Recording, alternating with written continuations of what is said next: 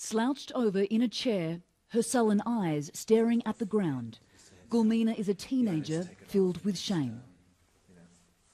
Pulling back her pretty headscarf, she reveals deep scars across her face. Her 17 years, a life of pain and suffering.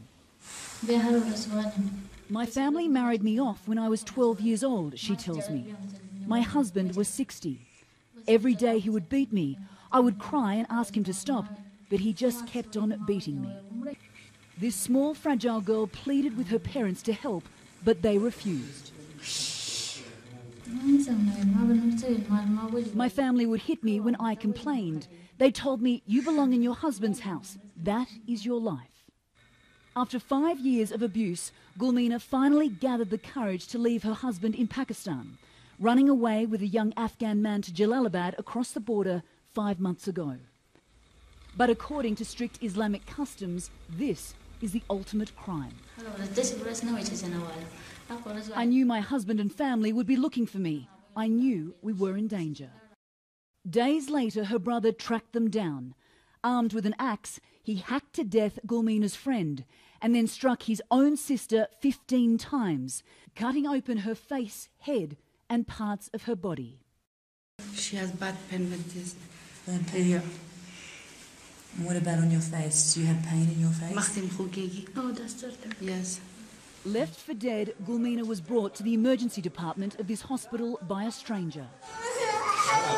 With part of her brain hanging out of her skull, neurosurgeon Dr. Khalid held out little hope. We took her to the operating theatre and she'd already lost a lot of blood. Her injuries were horrific and her brain had been affected.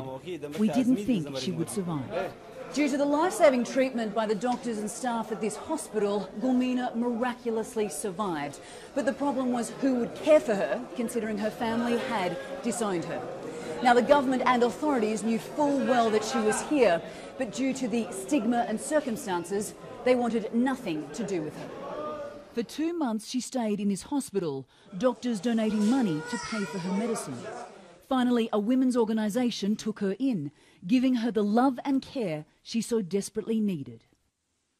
Gul Meena is one of thousands of women living in shelters across Afghanistan, many of them victims of attempted honour killings. And while they try to start a new life, for this uneducated, frightened girl, it's going to be an enormous struggle.